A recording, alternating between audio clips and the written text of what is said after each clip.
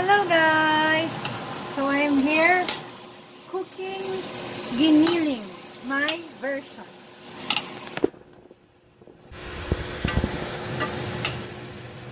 So first I what? I nagisa the patatas. Ay nako. And then set aside the patatas.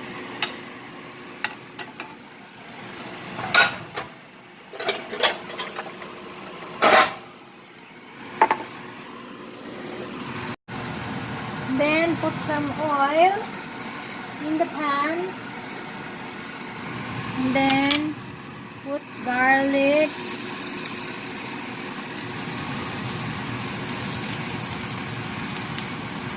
And onions. Sabay-sabay na.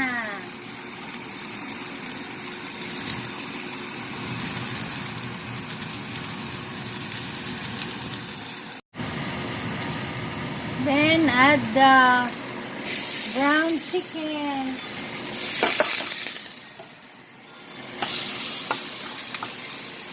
Oh, someone is calling. It's Daddy-o. Hello, Daddy. I sent you video. Giniling. Howie. It's smoky. Then have to add patties. Patty sauce.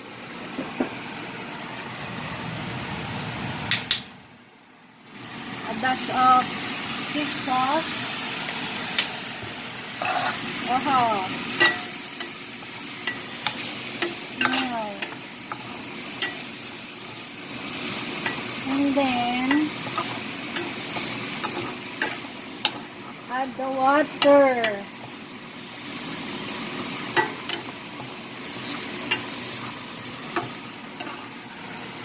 Watermelon.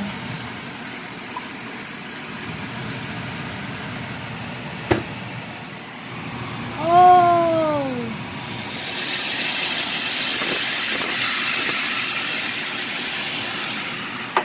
Now, see that smoke?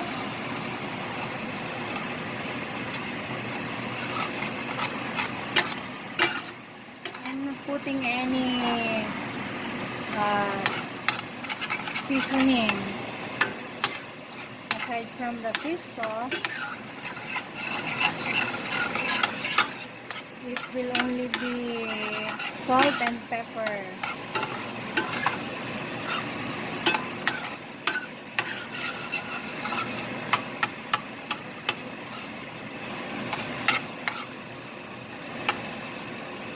I want the giniling in Batangas style. Only aswete, but I don't have aswete. And potato. Then I will add carrots and bell pepper.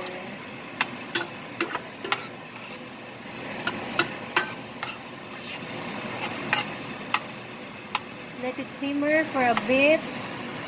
And then I think we're gonna add the potato that we cooked. And then the carrots.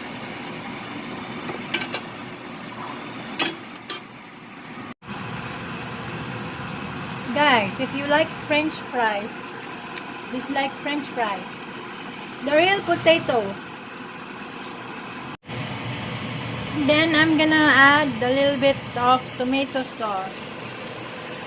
Maybe that's 1 teaspoon maybe.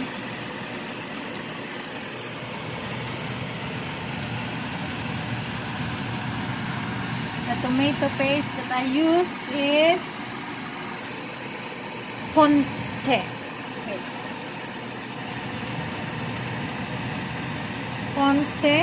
Pont.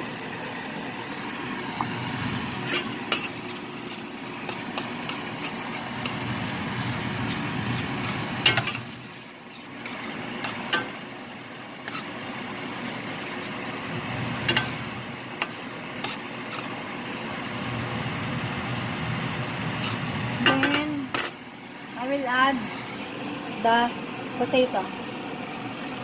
It's yummy. I'm eating it actually.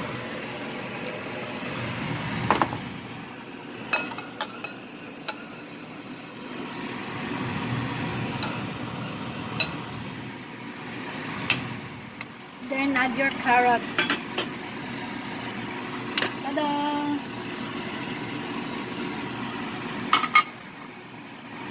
I'll just add 1 carrot and 1 potato.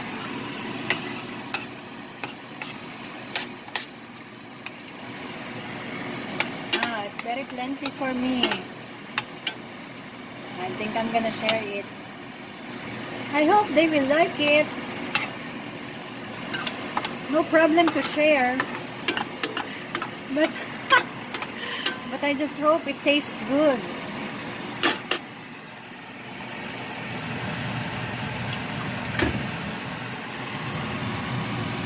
I want to have a little bit of sauce, so I added a little bit of water.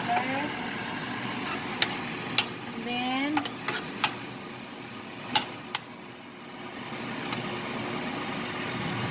let's cover it until it boils.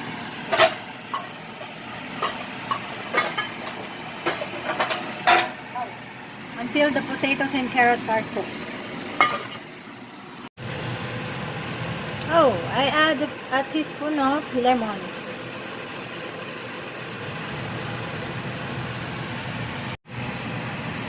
And then I added half a teaspoon of sugar.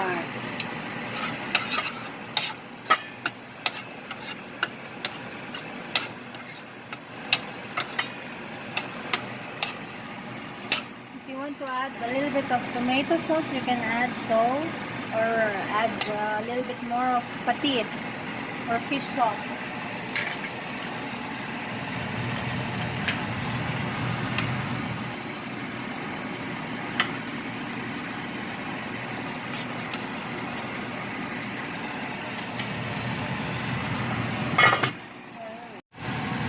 Then add the green bell pepper. I like it with green bell pepper. Maybe a teaspoon or 1.5 teaspoon of green bell pepper.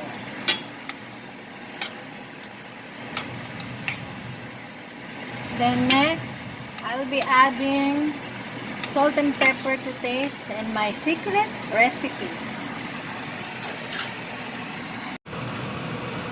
Ta-da! Now, this is my secret recipe. Cheese slice by Puck. So I'll just put 1 slice. Then I'll add a little bit of salt and pepper. So here's the sliced cheese. And then just let it melt for a bit. If you want to add some more water, to have a much more sauce, you can add so. See, it becomes creamier. I couldn't achieve the one from Batangas. I don't know why, how many times I cooked. I tried that and it ends up like this one. But it's still yummy.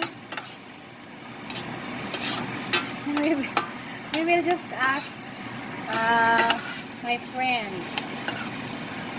They surely like it. So here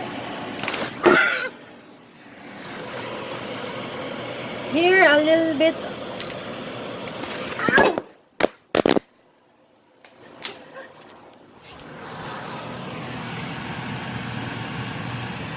A dash of pepper. I couldn't wait. Let's look for a technique how I can show you my pepper meal. And a dash of salt. So I'm using mag salt. Magnesium.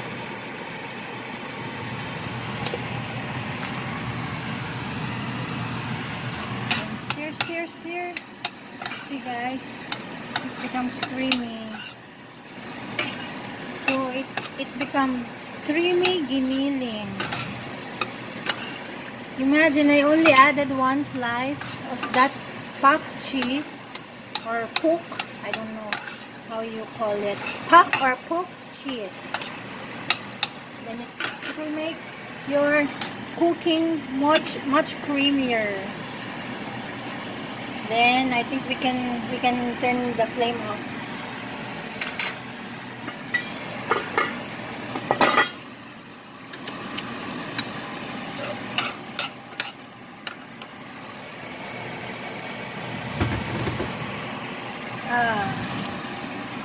I added water again because I want to have sabaw. I want to have a soup, a sauce, I mean.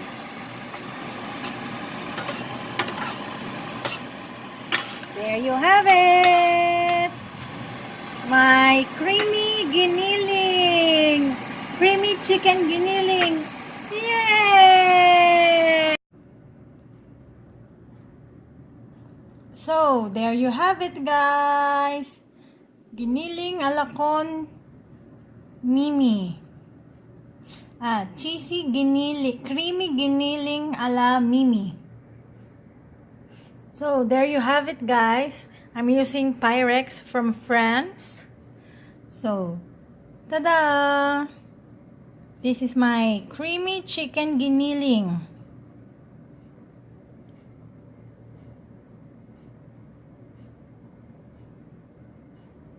So, I'll share it with my friends and see their comments. See ya!